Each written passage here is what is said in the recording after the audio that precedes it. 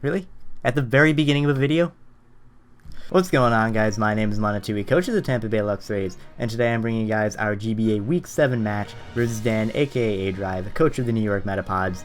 For whatever reason you are not subbed to him, check him out. His YouTube link will be in the description below. He is much bigger than me, both in sub count and more than likely in girth of the penis. But regardless, the 6 mons that he is bringing this week is his Metacham, his Chansey, Ferrothorn, Mega Altaria, Victini, and Rotom Wash. So definitely kind of surprised to see that Mega Altaria, because I do have the 2 pretty hard stops to it, being my Amoonguss and Bronzong. Definitely no surprise to see the rest of the mons. I expected Chansey. It's his only real switch into the PZ, not counting Ferrothorn, but I do have HP Fire on that anyway. So aside from the Altaria, pretty much everything exactly what I expected, and I do have some things with the Altaria, like I said, being my Amoonguss and Bronzong. Victini, I'm thinking, once again, going to be an issue. Rotom Wash can be annoying, can pivot around my team pretty well. And Metacham is actually looking pretty spooky. It can kind of just click high jump kick its dual stabs against my team, and I only have my Mandibuzz for it, but I am not too KO'd by Scarf Mandibuzz, which is the most threatening thing to my team, because it does outspeed my Garchomp and my PZ.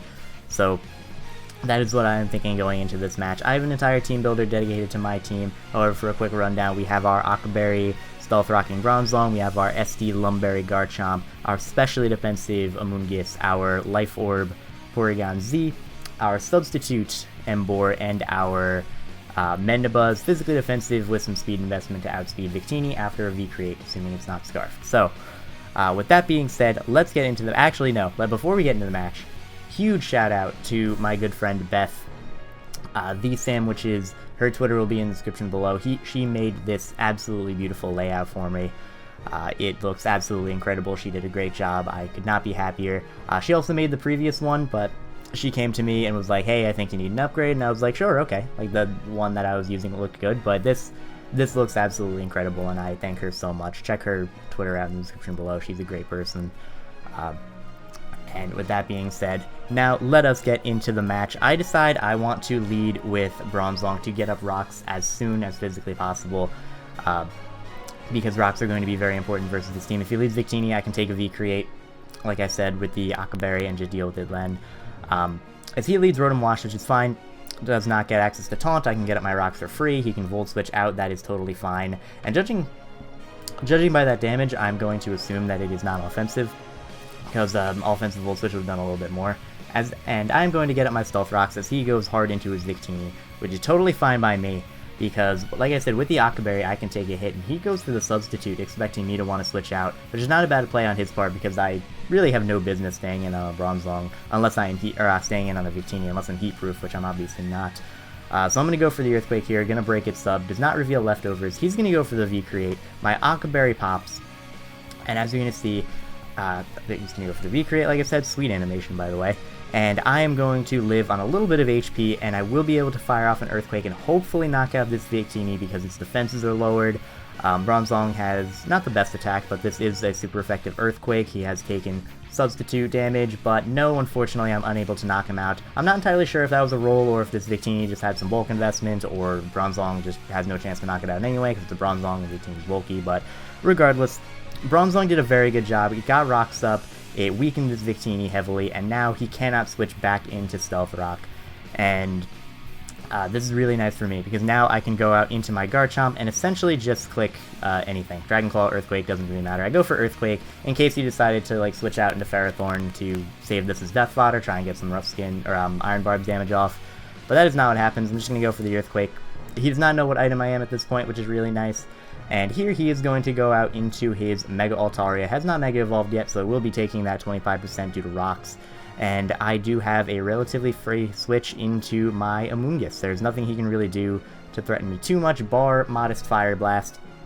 Just a little bit fearing Dan is a very aggressive player, or can be a very aggressive player, so I wouldn't be the strangest thing for him to go for a Fire Blast, but I figured he wouldn't want to risk me going for something like Iron Head or Poison Jab, so I'm going to switch into Amoonguss. He reveals the Body Slam, which is kind of interesting, but definitely makes sense to get possible paras on the things that want to switch into this. Granted, it kind of helps Bronzong with Gyro Ball, but it definitely would be annoying against my Amoonguss, which is my primary switch into this. But anyway, here he is going to switch out into his Chansey as I kind of predict that and go for a Spore. Not necessarily predicting it. I figured he wouldn't want to go Ferrothorn. Ferrothorn can't do much to me. Can absorb the Spore and maybe get up Hazards, but I 2 or 3 a KO with HP Fire. So probably wasn't worth it to him. And here he is going to pull the switch out from his Chansey, and I kind of predicted. Do I predict this? I forget if I predict this or not, so I apologize. But no, I do not predict this actually. I'm going to pull a switch out into my Emboar, hoping that he would try and, well, pretty much I figured he would go into not this, essentially, like maybe something else, or if he stayed in with Chansey for whatever reason, I'd get a sub up. But regardless, it's okay because I do have my Metapods at full health, meaning I should be able to take 2 high jump kicks. He's going to go for the high jump kick, and I barely am able to take that on a decent amount of HP, which is definitely really nice for me. I was a little bit worried he would be Life Orb or Bandit like that and would be able to 2 KO me, but this Metapods, as long as it is at full health, is a switch into that Mega Metachamp. And here, this is where some kind of interesting plays happen that affect the rest of the game. I'm going to go for Roost, because I need this thing healthy in order to deal with that Metacham, as he sends out his Ferrothorn. And here I'm like, okay, I can just get off a Taunt on this thing. It will not be able to set up rocks, can't set up spikes, can't Leech Seed me, do anything. But he actually just goes for the knockoff, which doesn't look too bad right now, but later on it is going to be pretty big for me, and you'll see why. But anyway, here I'm going to switch out into my Emboar, trying to capitalize on this thing. It can't T-Wave me, can't really do anything super crazy to me, as he pulls another switch out into his Rotom Wash, which is unfortunate because I am kind of forced to switch out here. I can't afford to lose my Emboar. It's one of my best ways to deal with that Chansey. So I'm going to switch out into a Rotom, going to get Leftovers recovery back, and I am now going to switch out into my Amoonguss, knowing that no matter what he does, I'll be able to take it Volt Switch, Will-O-Wisp, Hydro Pump, whatever, as he goes right for the Will-O-Wisp. Good play on his part, predicting that, though it was kind of a no-risk play because I did have no business staying in. Still definitely a good play on his part, somewhat aggressive, being able to status my Amoonguss, wear it down, and you'll notice here, he's kind of, I feel like he's trying to set up for his Mega Altaria to sweep later on. He got rid of my Bronzong, he is now weakening my Amoonguss. Not necessarily weakening it too much, but I still have my Black Sludge, I'm relatively healthy, I got Regenerator, but still definitely a good play on his part. And here, because I revealed the Spore last time, I think the Ferrothorn's going to want to come in, so I go right for the Hidden Power Fire, as that I'm able to catch the Ferrothorn on switch-in, which is great. And now, based on that damage, it looks like Hidden Power Fire has a chance to knock him out on the next turn. Regardless, the worst thing this thing can do is set up rocks versus me or something like that, so I'm going to go for another Hidden Power Fire, just trying to knock this Ferrothorn out. If I'm able to, that's great, but no. Unfortunately, I get, I believe, one of the lowest rolls I could have gotten. I'm not sure what the roll on that was, but based on the first HP Fire's damage, I'm pretty sure that was a much lower roll than the first one, but regardless, not a huge deal. That is Pokemon, and here he is going to go out into his Chansey, as I believe I just fire off another Hidden Power Fire here. Yes, I do. Because as long as I keep getting some chip damage off on this Chansey, I can continue to pressure it with my Emboar. Like, even if he pulls a double here, like another good double into his Metacham, this Chansey continues to take rocks damage on the way in. It obviously does not have leftovers and things like that. So, once again, just going to go out into my Emboar, as he goes right for the Stealth Rock. Definitely a good play on his part. Rocks are a little bit annoying to my team.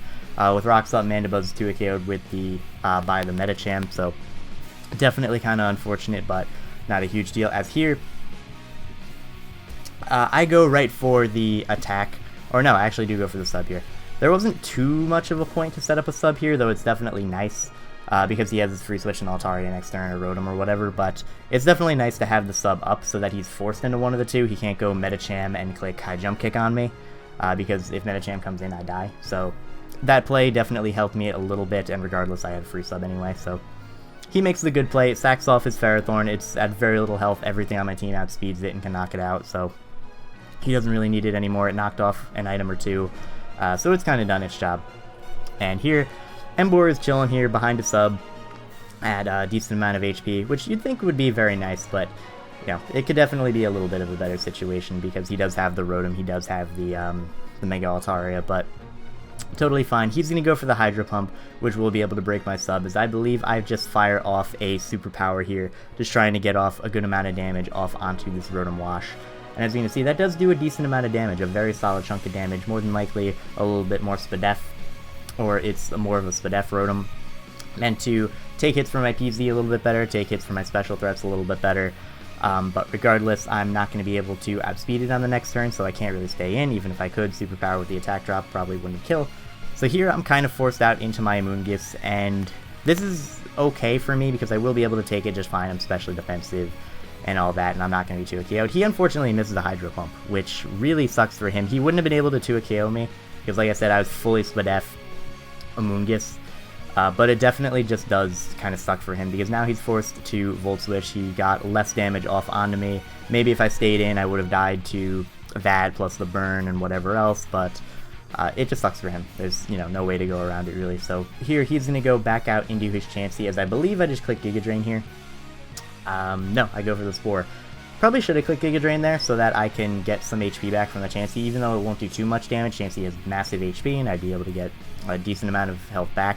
But regardless, this is kind of bad for me because my Moongifts is low, and my Moongifts being low means that the Mega Altaria is a bigger threat. I'm still kind of thinking, well, no, I'm not thinking special here because it revealed Body Slam, but it's just an issue to me, just an issue to me. And here, he goes out and do his Rotom Wash. I make the middle ground play into my Garchomp because he was either staying in with his Chansey once again, or he was going out into this Rotom. And like I said, I have the Lumberry. I know he's not Scarfed. If he goes for Will-O-Wisp, I can eat my Lumberry, get rid of the burn, and then click Dragon Claw on this thing to knock it out. If he has HP Ice, because I know he's defensive, I can live it. And if that Medicham is not Choice Scarf, then I win this game right here by clicking Swords Dance. So you're going to see what happens here. He's going to get the Leftovers recovery back. I'm very excited at this point. I'm like, alright, I can click SD. Even if he Pain Splits, I can knock him out with the Dragon Claw on the next turn.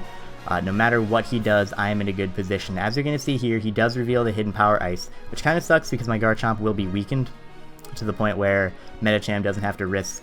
like, Medicham can just click High Jump Kick, doesn't have to go for Ice Punch, and me switch into something that resists it.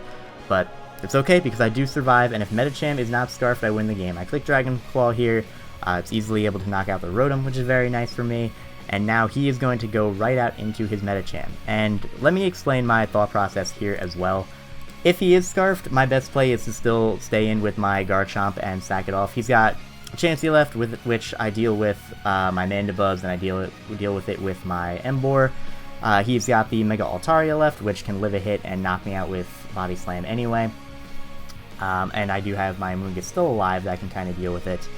And I do have my Life Orb PZ that can knock it out from the range it's currently at with Ice Beam.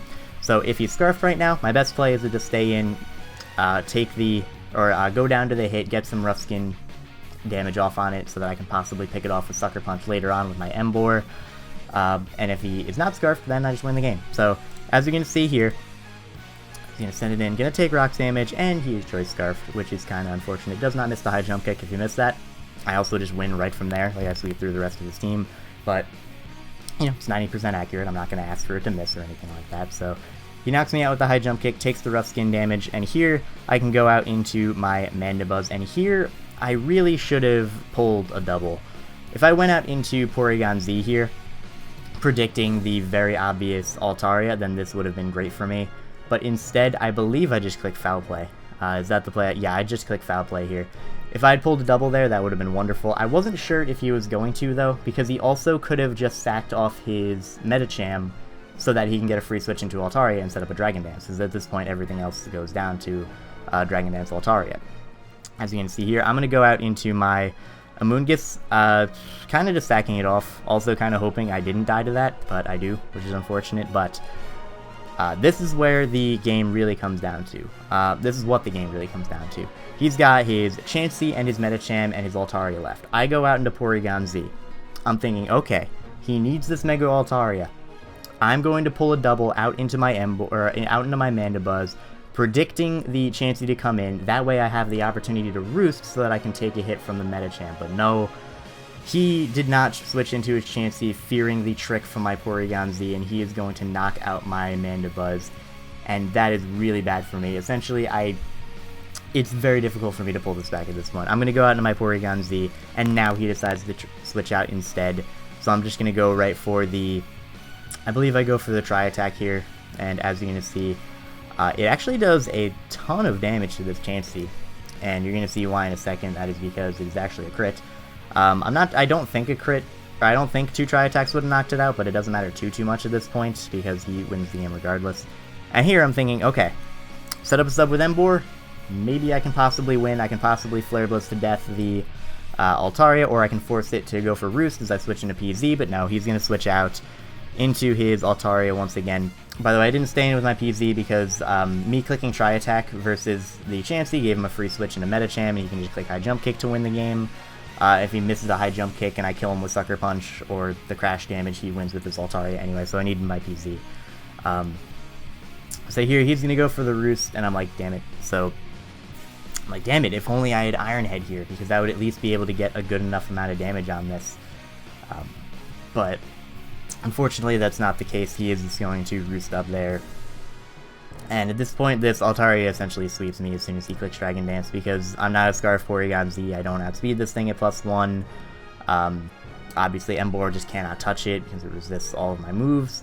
So he's going to go for a Roost there. I'm going to go for another Flare Blitz. I don't really have another play at this point, other than really just kind of to hope for the Flare Blitz burn, which is not... Like, when you're hoping for 10% burn chances, the game's pretty much over for you. But yeah, that's just all I'm trying to do. I'm just trying to get a Flare Blitz burn because it's my only possible chance to win. There's nothing else I can do at this point. And obviously, well, fairly enough, I don't get it. You know, fair enough. And he is going to knock me out with the Earthquake. And now, all I got left is my Porygon Z, which he will easily be able to outspeed, and he will just be able to knock me out with the +1 Body Slam. And that is going to be a good game to Dan, aka A-Drive. And this was a very, very tense game. It really... he played this game really well, and let me explain in a little bit of detail as to why. So, in my team building and in the beginning of this match, I explained how Mega Altaria, I was expecting it to be like special with Hyper Voice and Fire Blast because that hit most of my team. Dragon Dance wasn't good against Bronzong and Amoonguss because I could have Clear Smog and Amoonguss just walls it regardless without a fire move. If he goes for Dragon Dance, Bronzong with Gyro Ball powers it up. But he went in with the mindset of, not of, okay, what's an Altaria that can kind of deal with everything? He went in with the mindset of, okay, let me remove this check, and then let me sweep with my Dragon Dance Altaria. And he was able to put enough offensive pressure on me with the Metacham and with the Altaria, and even with the Victini getting rid of my Bronzong earlier on, to the point where he was able to sweep with his Mega Altaria. Even in the very beginning of the game, like, I was totally fine with sacking Bronzong to get up rocks and to get rid of the Victini, because Victini is a huge issue to my team, but I feel like in the back of his mind, he was totally okay with sacking his Victini to get rid of my Bronzong, because that meant that that was one check to his Altaria gone. And another, definitely a mistake that I made during prep was not bringing Scarfed Porygon Z, which I know is a hindsight thing, but I was caught up in the fact that his entire team was slow. Well, most of his team was slow. Like, he had Galvantula, then Victini, and then I think Porygon Z outsped almost everything else. So I was like, why would I want to bring a Choice Scarf when I outspeed most of his team anyway? And I should have accounted regular Metacham as a bigger threat. Like, Scarf Metacham with High Jump Kick 2-KOs everything on my team after Rocks, and I needed another offensive check to that. Like, when I went up against Lars and I brought Scarf to Selgor, that was because I knew I needed an offensive check to Mega Alakazam, and I should have done the same with regular Metacham. Scarf PZ also would have been just good in this match overall. Like, I could have tricked the Chansey as Scarf, could have tricked the Ferrothorn as Scarf or whatever, and it would have been all fine and dandy, but unfortunately that is not what happened. That's not what I did, and I brought Life Orb instead, which could have still put in work. It did, like, threaten a lot of things on his team, but still, just when it came down to it, I just didn't have enough checks to the to the regular Metacham, and that was the major issue. Not too many plays I regret going for in this game, or there's not many plays I feel like I did badly. Towards the end, I feel like it came down to a couple 50-50s, and even then they were kind of in his favor, because even if I got some of them right, that Metacham could still just potentially click High Jump Kick and win the game, unless Sucker Punch from Embor somehow knocked it out. But yeah, especially also at the end, he made sure he made the right plays so that he didn't choke away the game, which is also very smart on his part, because a lot of times when you're playing these types of kind of like high tense games, people will throw away the end game because they're caught in the heat of the moment or whatever, but Dan absolutely did not do that. He played it really well, and I cannot fault him for that at all. But I've rambled about this for a very long time, and I'm finished now. So thank you guys very much for watching. I hope you all enjoyed. Next week we are going up against Fufu, aka coach of the Newcastle United. Another coach who has been somewhat struggling, but now looks like he has been turning it around. So I'm definitely looking forward to that. He is a really cool guy as well. But thank you guys for watching, and I will see you next week.